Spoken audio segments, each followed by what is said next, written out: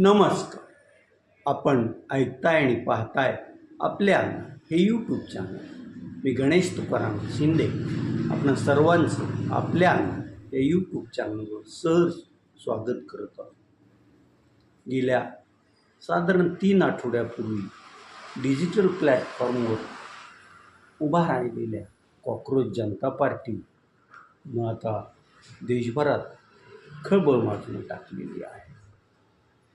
Cockroach जनता पार्टीचे सर्व असलेले छत्रपती संभाजीनगर येथे कुटुंब वास्तव्यात असलेले मूळचे हिंगोली जिल्ह्यातील अभिजित दिपके हे आता देशभर फिरून युवकांचं संघटन करण्याचं काम त्यांनी सुरू केलेलं आहे. काल ते राजस्थानची राजधानी पिंक सिटी म्हणणाऱ्या जयपूर या शहरात युवकांना संघटित करण्यासाठी गेले होते. तेथील युवकांशी संवाद साधण्याचा पण त्यांनी तिथं प्रयत्न केला. जयपूर येथील हुतात्मा स्मारकाच्या तिथं हा कार्यक्रम होता. अभिजित दिपके कार्यक्रमस्थळी आले. एकच तिथं गर्दी झाली. त्यांच्या समर्थकांनी त्यांचं जोरदार स्वागत केलं आणि त्यातच एका तरुणाने अभिजित दिपके यांच्या कानाखाली लगावली आणि त्यांची कॉलरही पकडली. अचानक हे काय कसं घडलं हे काही कळू शकलं नाही.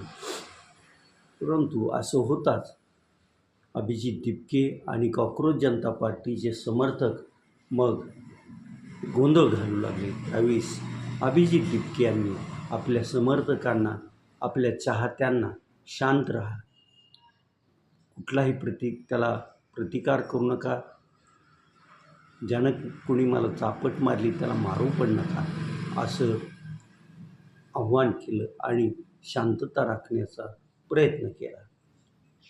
हा गोंधळ पाहताच जयपूर पोलिसांनी तिथं धाव घेतली, सगळ्यांना शांत केलं आणि ज्यानं कोणी अभिजित दिपके यांच्या कंठाळीत मारली होती आणि त्यांची कॉलर पकडली होती त्याला ताब्यात घेतलं. हा युवक कोण होता, काय होता हे अजून पुढं आलेलं नाही. कदाचित आज तो आपलं स्पष्टीकरण पोलिसांना देईल. तो कोण आहे हे सांगेल आणि कशामुळं अभिजित दिपके यांना त्यांनी मारलं हे पण तो स्पष्ट करेल. अभिजित दिपके यानंतर आपल्या समर्थकाशी संवाद साधताना म्हणाले की नीट आणि इतर परीक्षांची जी पेपरफुटी झाली आहे त्यामुळं अनेक विद्यार्थ्यांना आत्महत्या कराव्या लागल्या आहेत.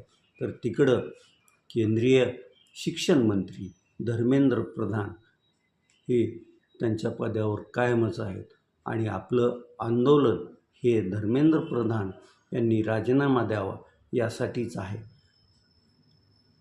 अभिजित दिपके यांनी त्या सर्व युवकांना संबोधित केलं आणि 20 तारखेला आपल्याला जंतर मंतरवर बेमुदत असं आंदोलन करायचं आहे आणि त्या आंदोलनाला तुम्ही सर्वांनी यावं असंही आव्हान केलं. आज आणि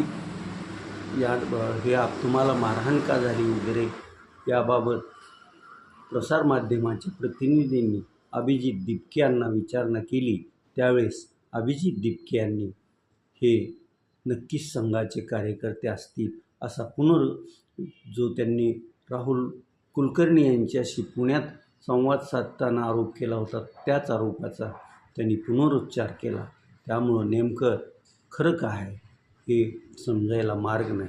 त्यातच आज अभिजित दिपके महाराष्ट्राची उपराजधानी असणाऱ्या विदर्भातील नागपूर या ठिकाणी युवकांशी संवाद साधण्यासाठी येणार आहे.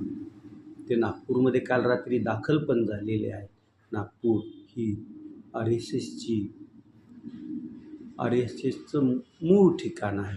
त्यामुळं आज जर अभिजित दिपके यांच्या म्हणण्यानुसार RSSचे लोक त्यांच्यावर हल्ला करत आहेत किंवा त्यांच्या कार्यक्रमात अडथळे आणत आहेत, तर आज RSSची ही मंडळी त्यांच्या मुख्य ठिकाणी अभिजित दिपके यांच्याशी कसं वागतात, काय करतात, हेही महाराष्ट्रातील त्याचबरोबर देशातील जनता पाहण्यास उत्सुक असणार आहे.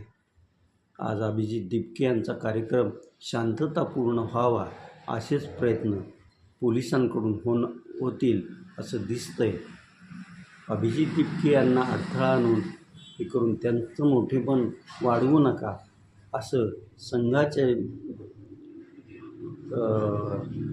नेते आपल्या समर्थकांना सांगतील असंच दिसतंय.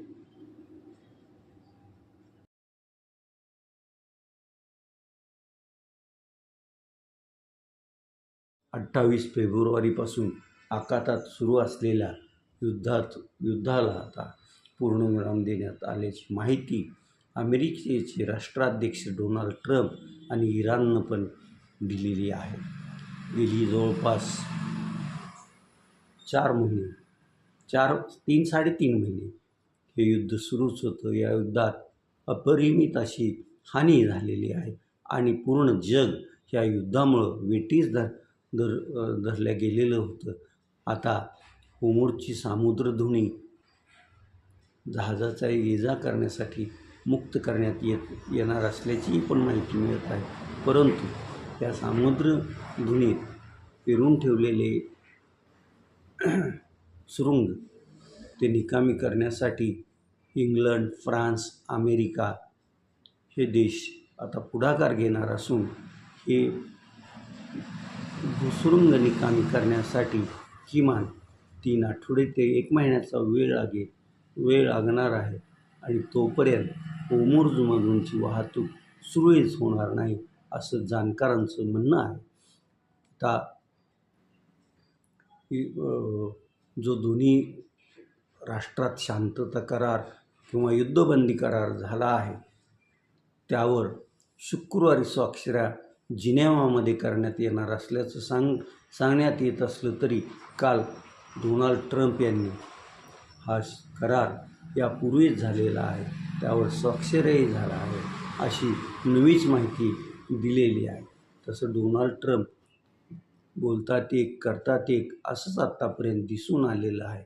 त्यामुळं त्यांनी जे काही यापूर्वीच शांतता करार झाला आहे आणि तो आम्हाला मान्य आहे असं म्हटलं असलं तरी शांतता करार झालेला आहे, त्यावर स्वाक्षऱ्या मात्र शुक्रवारी जिनिव्हा या शहरात होतील असंच एकंदरीत दिसून येत आहे. या युद्धामुळं जगाबरोबर भारतालाही